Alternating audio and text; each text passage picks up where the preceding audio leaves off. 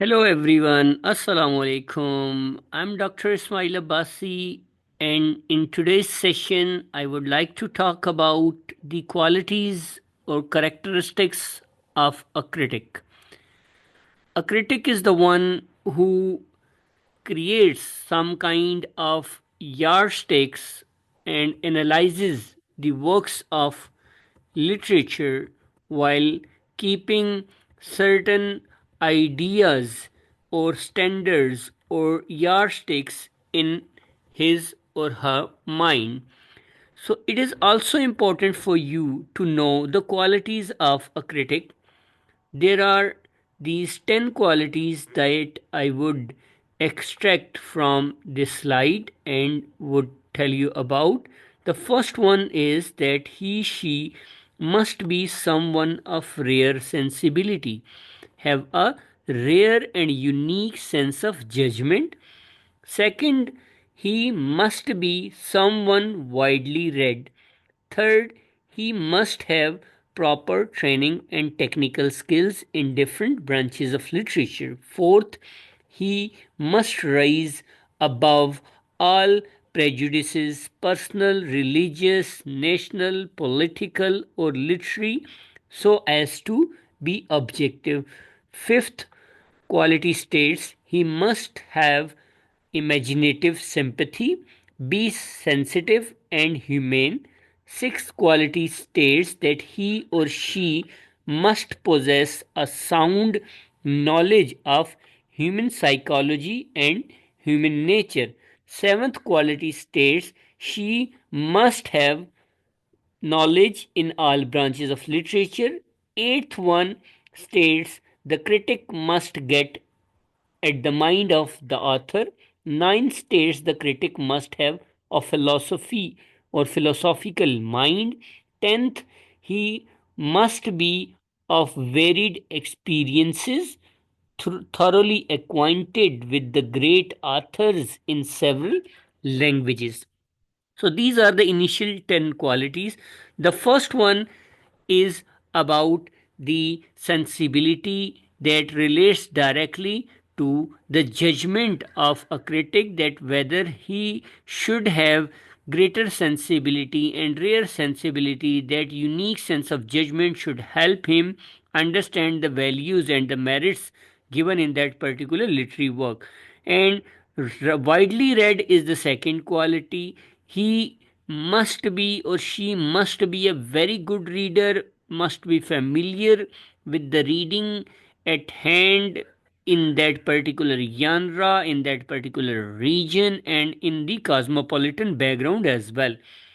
Must have the proper training and technical skills. So the person should have understanding, skills, training, knowledge about all the branches of literature, all the genres of literature, and must raise about all above all the prejudices, personal, religious, national, political, literary, gender, all types of stereotypical prejudices must be kept aside. Therefore, the person should value or give the worth to the piece of literature according to the merits, according to the standard, or according to the place that the work of literature deserves. And the next one, the imaginative sympathy, should be sympathetic in nature, should be sensitive, and should have humane values, and should have very cordial and conducive approach towards the characters and towards the work of literature. And knowledge is extremely important. Psychology and human nature is extremely important. He should and she should understand that how knowledge and human nature works, and knowledge of all branches of literature, novel, poetry, drama, fiction, non fiction, all these branches should be in the grasp of that particular literary critic, and he should be acquainted with all the works that are present so that he could develop some kind of touchstone method, or he could develop some kind of triangulation of comparison of one particular genre with another particular genre. And the mind of the author should be approachable by the critic. The critic should have access to the mind, to the biography, to the time period, to the overall structure and overall composure of the writer, and what kind of themes and thematic patterns or format that particular author deals with. So the critic should be familiar with all the writings of the author and all the personal background of the author, so that he or she could have greater access and understanding to the work of literature. Critic be or must be of a philosophical mind. Philosophical mind is extremely important. He or she should be familiar and acquainted with the ontological, epistemological, axiological processes of that particular piece of work and related works. And experience is extremely important as far as nature or as far as the characteristics of the authors in other languages are concerned, because no literary writer creates his or her writing in isolation.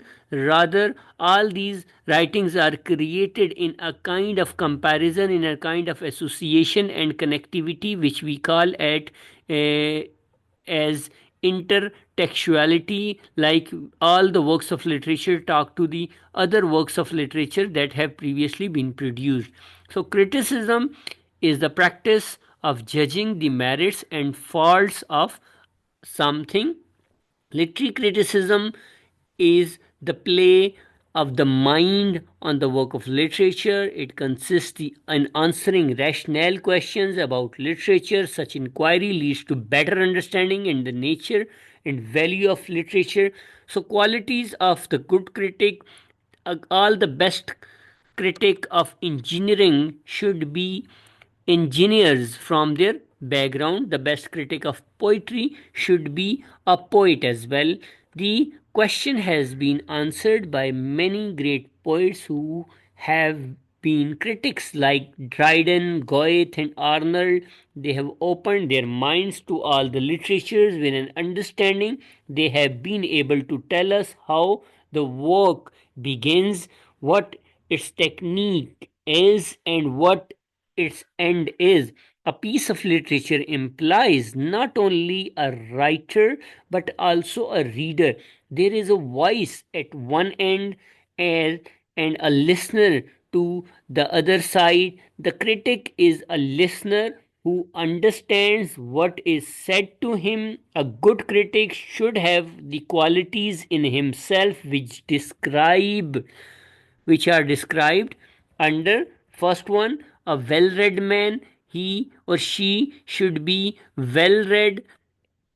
She or he should have read the ancient and the most modern works of literature. If she judges an old work, then must think of all the allusion and history. All the historical reference should be taken into consideration. Should have the knowledge of morphological aspects of the language to judge the work. Morphological aspects deal with the study of the meaning, study of the knowledge, and study of the underlying pattern, the literal meaning, and the underlying meaning, superficial meaning, and in depth meaning. All those meanings should be taken into consideration by that particular piece of work, and the writer and the critic should also pay attention to that. If he judges a modern book, he should be aware of the modern trends in literary criticism. So all the works of literature should be judged according to the time period in which that particular time the piece of literature is created. Knowledge of human life. The critic should have a good knowledge of human life from which the creative writers has come out, and he must have understanding of what life calls itself. And if the work of the play or a novel, he must know of the human nature and the raw material upon which the theme is built. As Burke said, if objects affect consciousness, they must be represented because they might affect the artist. So, in a way, objective correlative, as T.S. Eliot calls it, so we have to take into consideration all the related variables related to that particular idea or the concept that we want to talk about. That is why the critics must be acquainted with the objects and he must have sensibility to that ideas. The conscious present is an awareness of the past, said by T.S. Eliot. So, in short, critics should be well acquainted with the traditions that have early been established by the other well-known authors and by the well-known critics, and those traditions should be followed in order to achieve the level of sublimity and the level of classic standard that have been established by the other critics and the other authors. Third one is command our language. It is extremely important. A literary work of art is presented to the reader in the form of the words or the images or the concepts. The language of the artist should be fully intelligible to the reader or the critic. The critic must have the senses for the meaning of the words, whatever it is, a work well done or hardly done. The critic may guess what it might have been, what the writer wished to be.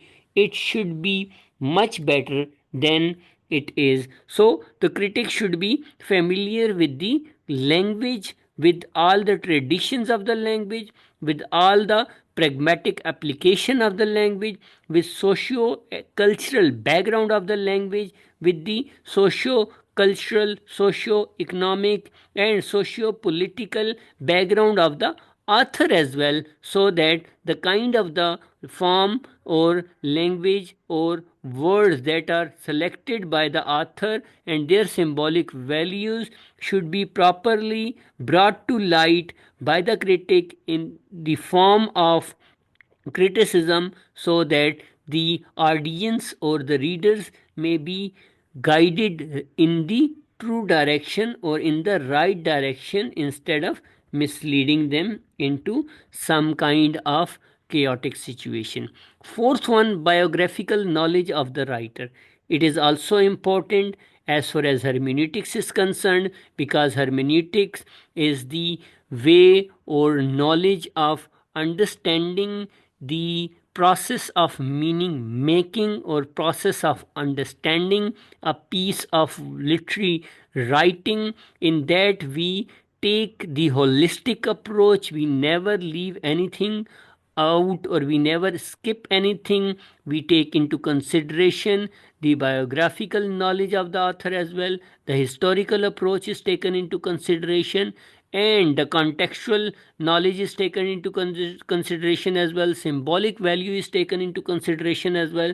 Therefore, in this point, a good critic should have adequate knowledge of the author's life. The knowledge helps him to explore what is obscure in the author. T.S. Eliot is misleading when he says personality is not to express. Over here, T.S. Eliot rejects that kind of approach, but now later on, the latest hermeneutic and all the philosophers, they are of the value that in order to understand a piece of literature, you have to have the understanding of the life and the circumstances in which the author lived. For example, if you want to understand John Keats writing, how John Keats created the kind of gloomy picture and the kind of classic combination of pain and the suffering because of his own personal life, because of his own personal experiences, and because of his own personal treatment towards those particular subject matters in which he criticizes love, because in response to Fanny Brown's attitude, and to fame, because in response to the critics who undervalued his writing. So, impression and experiences which become important in poetry may play an important part in man's personality, but a critic cannot be indifferent to all these determining forces. Sir Walter Raleph's short story biography of Shakespeare is a brilliant example of the manner in which a subtle and imaginative critic may actually reconstruct the character of a man by studying his work. So, after analysis of the works of the literature, the literary author can be created as well by the critic. Fifth point in this particular session that I would like to highlight is the sharp memory. It is extremely important that a critic should have a sharp memory. As Arnold says, there should be lines and expressions of the great masters in our mind.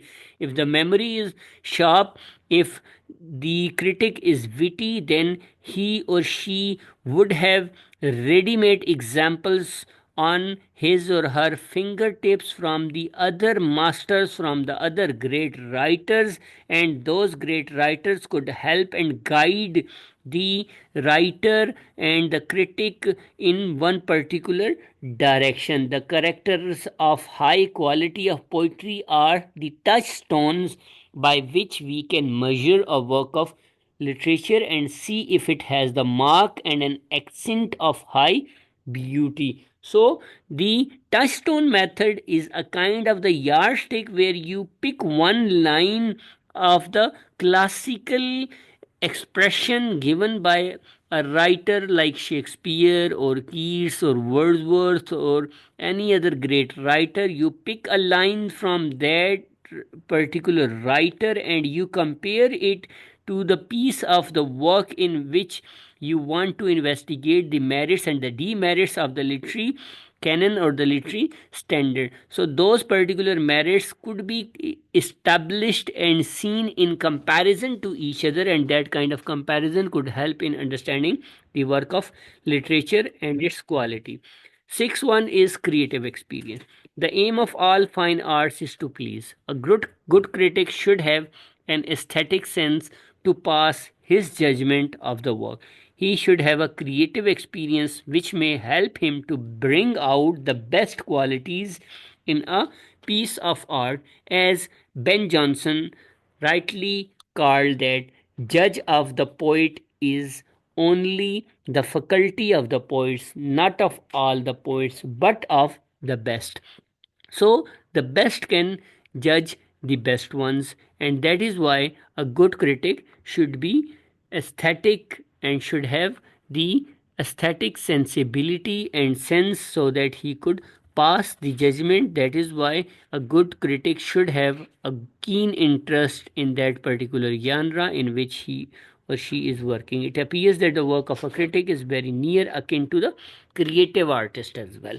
As Saint Paul remarks that poetry can only be touched by the poet. So, if you are a good poet, then you can also be a very good critic. So, if you are a good novelist, then you can be a very good critic of the novels. The main difference is that the creative writer finds his subject in the same external life around him or internal life experiences. The critic finds his subject in other men's books in the world of literature or other women writers in the work of literature. So a critic can establish the comparison through the use of intertextual approach, to the use of comparative approach, through the looking at the similarities and the differences and establishing some kind of yardsticks to the other pieces of literature. So, with all these qualifications, a critic can judge the work of any writer of English literature. A critic should examine the work's treatment, its techniques, the form, and the author's attitude of life. The critic is the voice of the reader, and wrote he works like an artist as well. The pen of a critic is more exact than the pencil of an artist. So critics are extremely important as far as the work of literature are concerned. So in this session we talked about creative experiences, we talked about sharp memory, we also threw light on the significance of biographical knowledge of the author, and also we investigated the role of command over the language in order to understand the value of that particular piece of work. And knowledge of human life and psychology is also experience, and that is why reading plays a greater role and greatest importance as well. So if you have any question, any query related to the ideas that we discussed in this session, you can reach me out in the comment sections below. Thank you for your patience and presentation and participation. Stay tuned, stay happy, and stay blessed. Take care, and Allah Hafiz.